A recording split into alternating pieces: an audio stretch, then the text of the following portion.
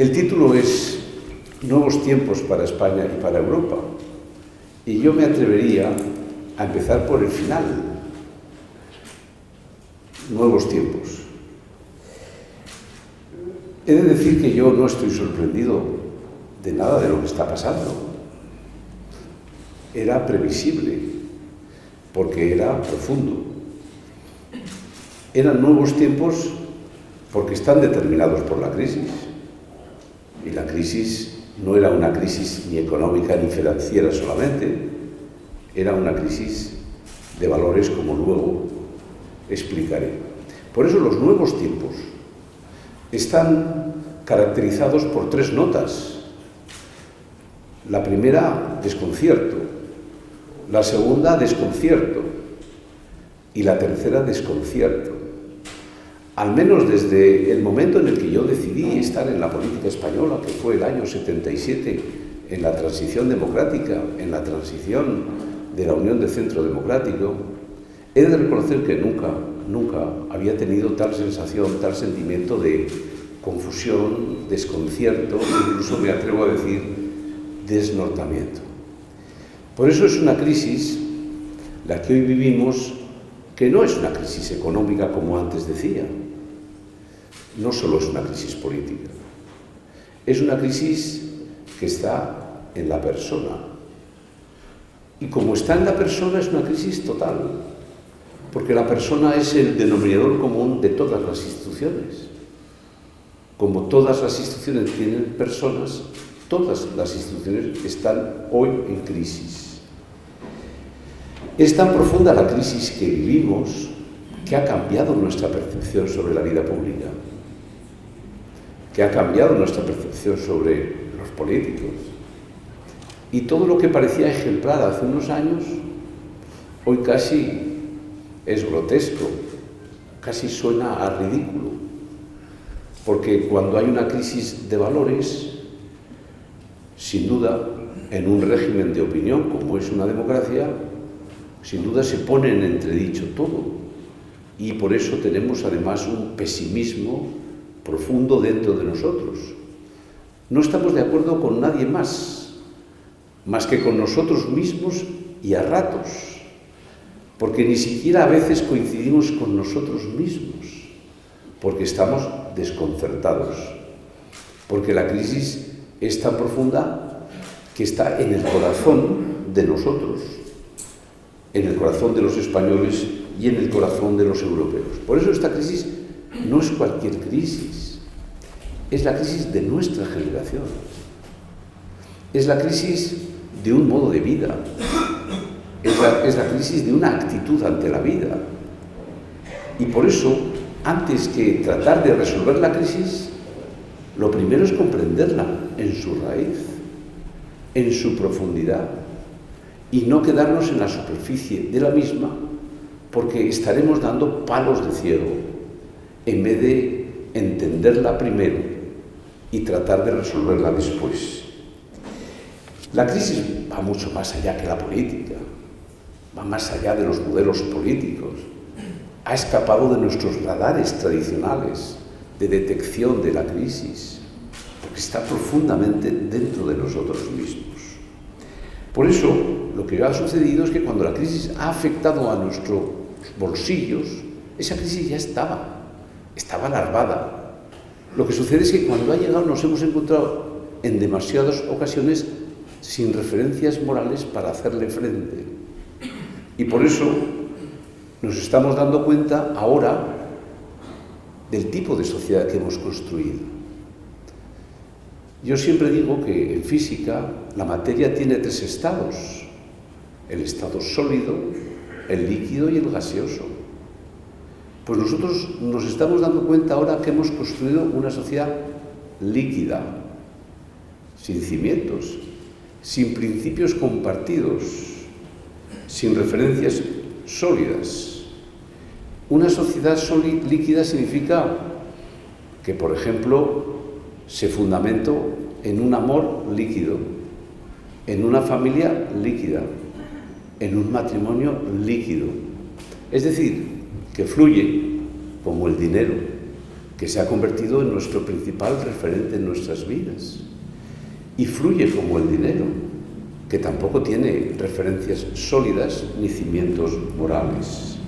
Por eso, estas sociedades líquidas tienen muchas veces un gran inconveniente, que no solo se alejan de las sociedades sólidas, sino que se pueden aproximar a las sociedades gaseosas. Muchas veces no hay riesgo de revolución, lo que hay es un riesgo de suicidio colectivo, como la evaporación que en determinadas condiciones ambientales hace que ese líquido se transforme en un elemento gaseoso. Por eso, lo que sucede es que hemos vivido al día. Y hay que saber qué significa haber vivido al día. Vivir al día significa haberse olvidado de nuestro pasado,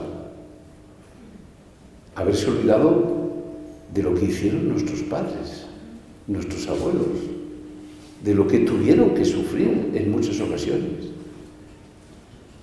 Haberse olvidado del pasado significa olvidarse que cada sociedad tiene algo así como enfermedades genéticas, confirmando de que el hombre es el único ser vivo que tropieza 2 veces en la misma piedra.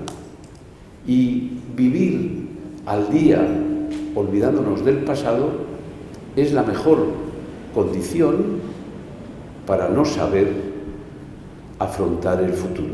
Una sociedad que no sabe de dónde viene, no sabe a dónde va. Vivir al día ha significado también que, por ejemplo, muchos de nosotros nos hemos resignado durante demasiado tiempo a un proceso de descristianización de nuestra sociedad, sin saber de qué forma y de qué manera reaccionar a tiempo ante un fenómeno de estas características. Y vivir al día no solo significa alejarse del pasado, significa también alejarse del futuro. Vives al día y no te das cuenta de los problemas de verdad que están en la raíz de nuestra sociedad. Y la demografía, la familia, la natalidad, la economía que vivimos, las bases de la economía que vivimos, que tiene que competir con economías sin reglas en un mundo más globalizado, esos grandes debates muchas veces están fuera del debate político cotidiano. Vivir al día significa también, como en la propia vida o en la propia familia, vivir por encima de tus posibilidades, endeudarte más de lo debido, hipotecarte más de lo necesario, gastar más de lo razonable. Y en ese sentido, yo les aconsejo, les animo a que lean un artículo del actual presidente de la Academia de Ciencias Morales y Políticas, don Juan Velarde, que escribió el 15 del mes de mayo, el día de San Isidro, una tercera de ABC, en mi opinión excepcional, como es don Juan Velarde, en la que nos recordaba que ese vivir al día ha estado especialmente presente en España. Incluso diría que hemos vivido por ello como nuevos ricos. Y ponía un ejemplo comparativo de lo que había sucedido en España con lo que había sucedido en otras naciones del mundo. Él recordaba el dato del Producto Interior Bruto por persona, y él decía que en España, desde el año 59 al 2001, es decir, 42 años, había sido el plazo en el que habíamos alcanzado un determinado nivel, que no les diré cuál es porque no tiene ningún interés. Bueno, pero Gran Bretaña había tardado 118 años en ese mismo avance, y Alemania 62 años, y Estados Unidos 88 años. Y evidentemente se aceptó como lógico, como bueno, como necesario el endeudamiento. Y hace bueno el dicho de Shakespeare que decía: la abundancia hace a los hombres cobardes. Pues bien, vivir al día es un modo de vida, es una actitud de vida que ha ido difuminando, borrando actitudes que antes parecían ejemplares: la decencia, la lealtad, la honestidad, la fidelidad, la satisfacción por el trabajo bien hecho, insisto, la austeridad, son valores que hoy no se aprecian.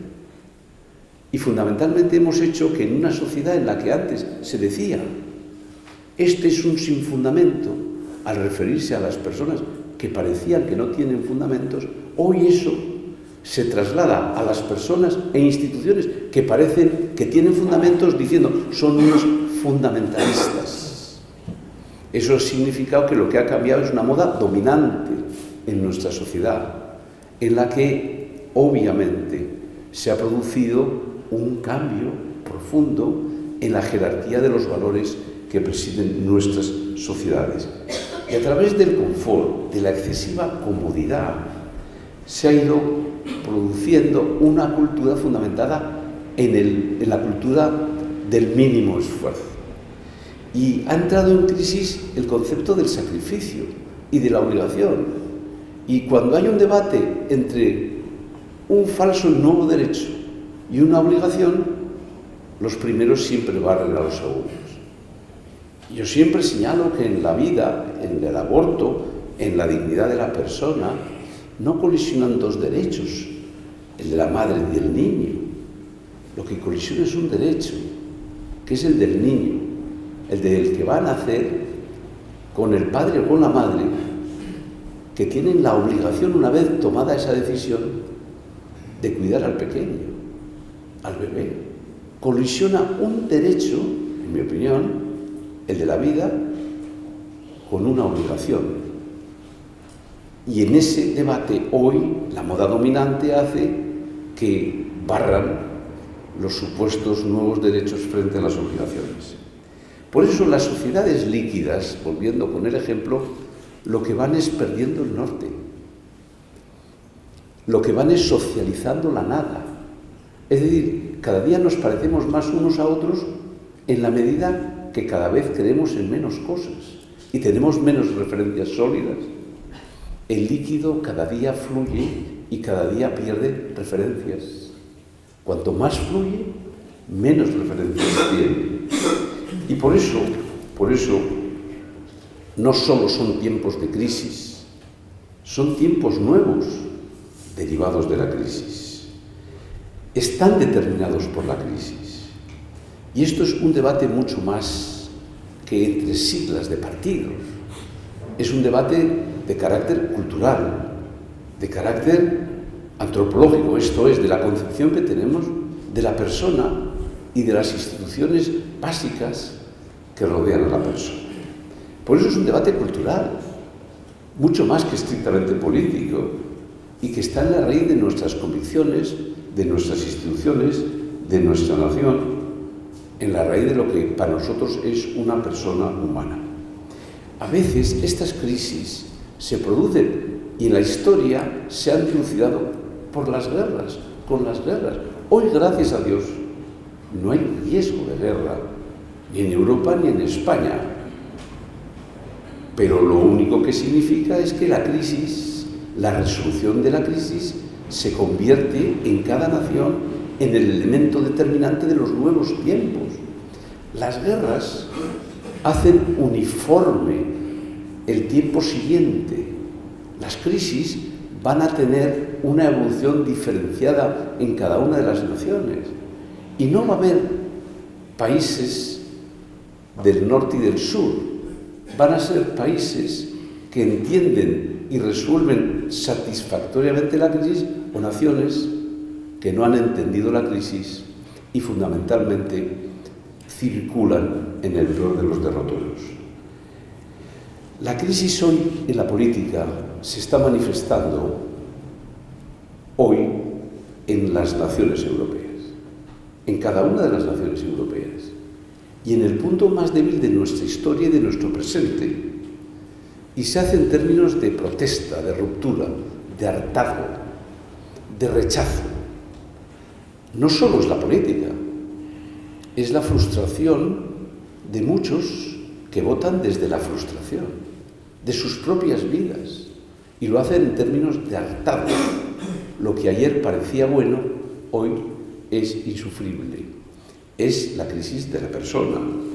Antes, si un partido de la izquierda lo hacía bien, gobernaba. Pero y si lo hacía mal, había una alternativa de gobierno. Y viceversa, si un partido de la derecha lo hacía mal, era reemplazado por un partido de la izquierda. Era una regla lógica. Hoy no hay alternativa.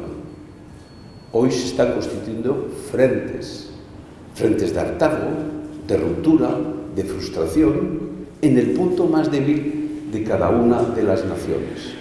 El voto no se hace para construir una alternativa, el voto es para castigar.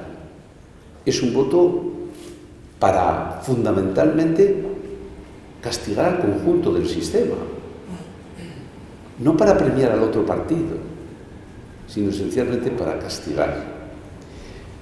Y entonces se va produciendo en cada país europeo un frente, en unos con un vista en términos militares a la izquierda y en otros países con un vista a la derecha. En Gran Bretaña se ha producido un vista a la derecha. En Grecia se ha producido un vista a la izquierda. Y en España se ha producido un vista a la izquierda, que nos aproxima más a Grecia que a Gran Bretaña en cuanto a el mapa político del futuro. Esos frentes de ruptura no serán soluciones de la crisis, serán prolongación de la crisis, serán la segunda parte de la crisis. Y lo que hace falta es entender y comprender que los países en Europa, el frente puede ser una advertencia o puede ser gobierno. Los países que reciben la advertencia y solo la advertencia resolverán mejor la crisis. Y los países en los que los frentes se hagan gobierno, sin duda, afrontarán mucho peor el futuro. Francia, el punto más débil de la historia y del presente de Francia es la sociedad que han construido. La Revolución de Mayo del 68, tan determinante hoy. Y por eso surge un frente nacional. Hacen un vista a la extrema derecha, que no llega al gobierno fundamentalmente y esencialmente por un sistema conservador que tienen los franceses. Si Gran Bretaña tiene su punto más débil en sus dudas respecto de la pertenencia de esas grandes islas al continente, surge un frente antieuropeo. Y no ha surgido una representación parlamentaria por un sistema electoral que tienen los británicos, que es también muy conservador. Si Alemania tiene su punto más débil en la obsesión por el control, irá surgiendo un frente de control del conjunto de la Unión Europea. Si Italia tiene su punto más débil en el desorden, surgen terremotos en la izquierda y en la derecha. Surgirá un frente desordenado, de imposible diagnóstico, como esencialmente significa la democracia italiana desde hace ya bastantes años. Si Grecia tiene su punto más débil en la inexistencia de un Estado fallido, pues surge un frente de la extrema izquierda, que hoy, además de ser frente, gobierna Grecia.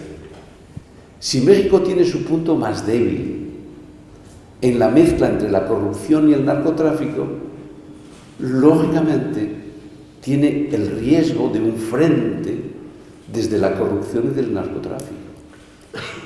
Y si España tiene su punto más débil, como es mi opinión, en la nación, es evidente que su riesgo es un frente popular, populista, nacionalista, como se está produciendo en estas horas o en estos días en la geografía española. Si además hacemos unas elecciones locales como primer elección básica tras la crisis, pues lógicamente los riesgos se multiplican, porque las elecciones locales y municipales son elecciones indoloras. No se sabe exactamente que se vota distinto a la gestión y, sin embargo, como bien lo ha demostrado la historia española, son determinantes para marcar el futuro de nuestra nación. Por eso, yo creo que tenemos que comprender que esos frentes, en la medida en que se hagan gobierno, amplifican el riesgo de nuestra nación y de nuestro futuro. Hasta la fecha de hoy, la moda dominante, nuestra enfermedad, era el relativismo, la socialización de la nada. Cada día hemos creído en menos cosas. Hemos descristianizado nuestra sociedad, en buena medida.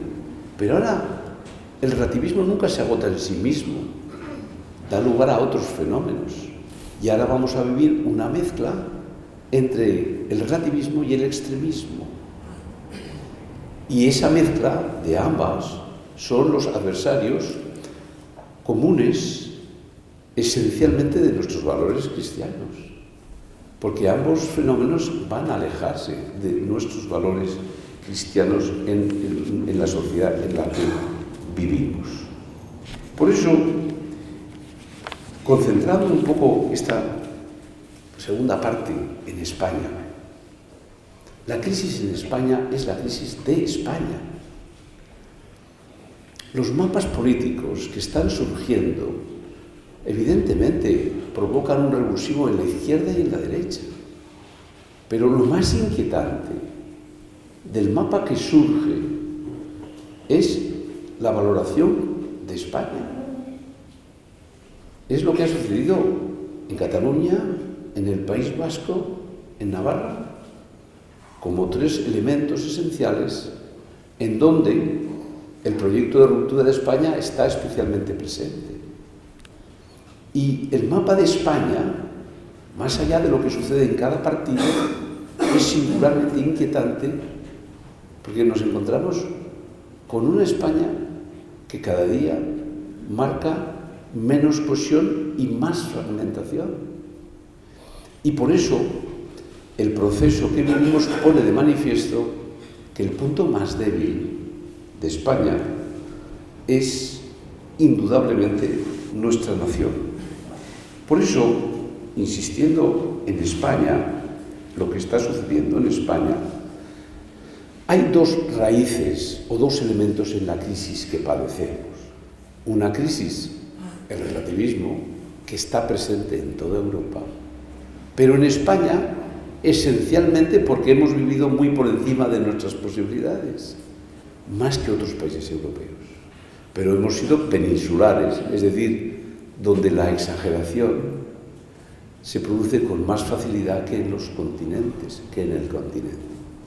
Pero la crisis diferencial de España respecto de otras naciones europeas, como antes he dicho, es la nación.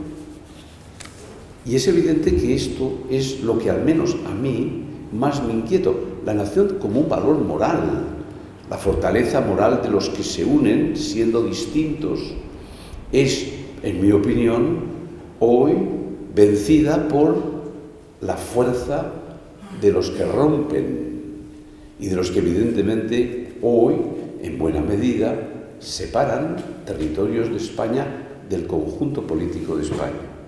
Por eso, esto, para profundizar un poquito en esta cuestión, esto no arranca hoy. En el momento en el que el gobierno de Rodríguez Zapatero decide abrir una negociación con ETA, que no solo es un grupo terrorista, sino que es un proyecto de ruptura de España, que nace no para acabar con Franco, sino para destruir España. En el momento en el cual hay un proceso en el que tú negocias con un proyecto de ruptura, pues lógicamente ya encaminas esa sociedad con un vista a la izquierda, a la extrema izquierda. Y además tú planteas desde esa decisión y de esa determinación una desagregación que hoy hace que ese proceso esté vivo, más vivo que nunca.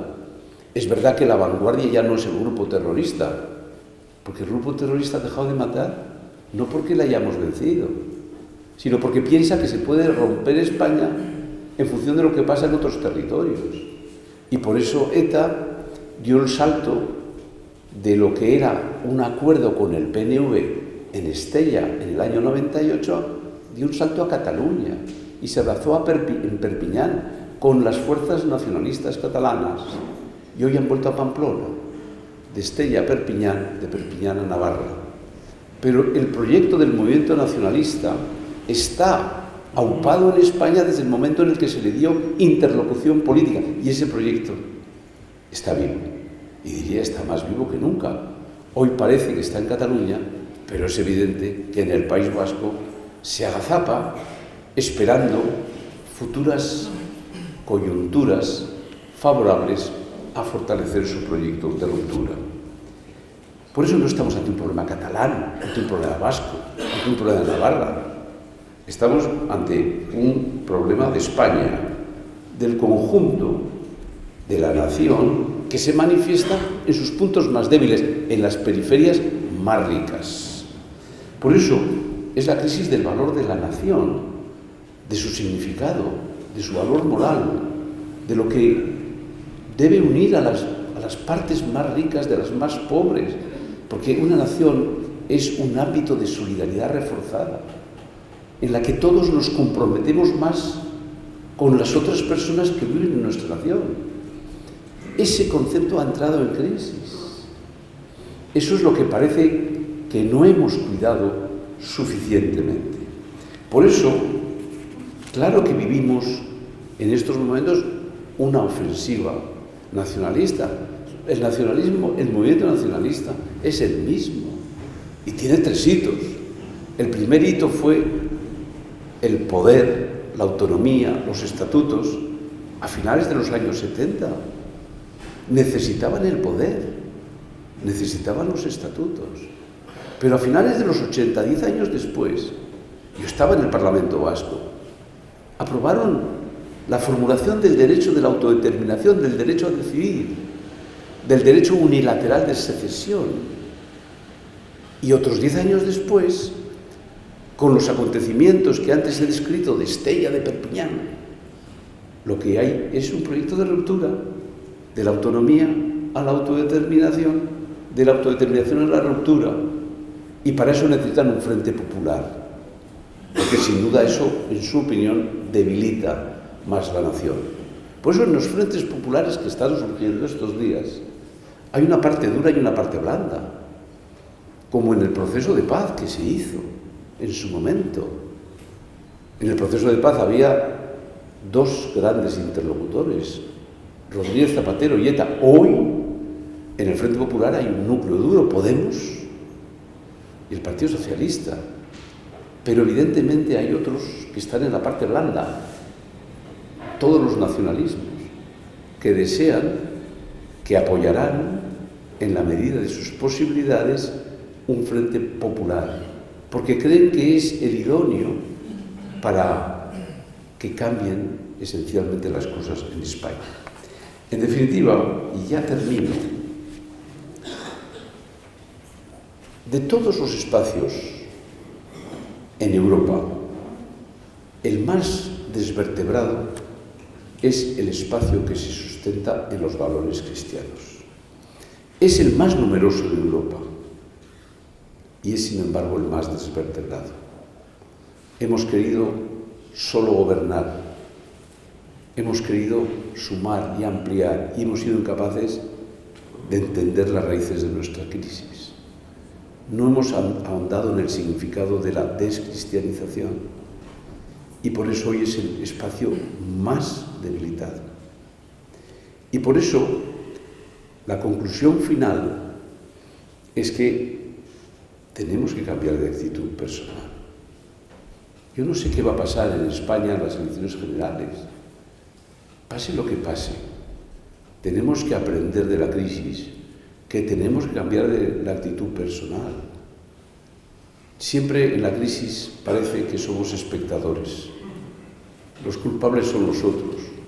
Si no somos políticos, decimos, los culpables son los políticos. Si somos de izquierdas, los culpables son de la derecha. Y los de la derecha, los culpables son de la izquierda. Pero no nos damos cuenta que el cambio de actitud personal nos debe obligar a pensar que somos parte nosotros de la crisis, todos y cada uno de nosotros. Unos tendremos más responsabilidades y otros menos, pero no somos espectadores de la crisis, somos partes de la crisis, por inacción, por fractura, por división, porque pensamos solo en la institución en la que pertenecemos, porque no nos llevamos bien con otras asociaciones e instituciones que defiendan nuestros mismos valores. Por muchas razones. Somos parte de la crisis. Y por eso tenemos que empezar a cambiar, pero por nosotros mismos. Vamos a tener que empezar casi desde cero. Todas esas ideas, refundación, regeneración, rectificación, van a ser indispensables, empezando por uno mismo y empezando por todas las instituciones, partidos políticos o no. Pero vamos a tener que empezar casi desde cero, porque son nuevos tiempos, determinados por la crisis. Y por eso, como decía Teresa de Calcuta, cuando un sacerdote un día se le acercó y le dijo todo tipo de cosas contra la Iglesia, contra los obispos, y seguía hablando en un monólogo crítico permanente, al final se atrevió a preguntarle: ¿y por dónde empezamos? Y Teresa de Calcuta, la beata Teresa de Calcuta, le dijo: ¿por qué no por usted y por mí, por nosotros mismos? Pues bien, tenemos que cambiar de actitud. No es momento para ponerse de perfil, no es momento para colocarse casi como espectador, no es momento de esperar que la crisis la resuelven otros, y eso vale para todos. No es momento para esperar a que el tiempo escampe y que de pronto, en un momento determinado, sin que nosotros hayamos hecho nada, todo se va a resolver. Hace falta un profundo cambio de actitud personal, porque lo que ha entrado en crisis es nuestro modo de vida, nuestra actitud personal, porque la crisis está en la persona. Muchas gracias.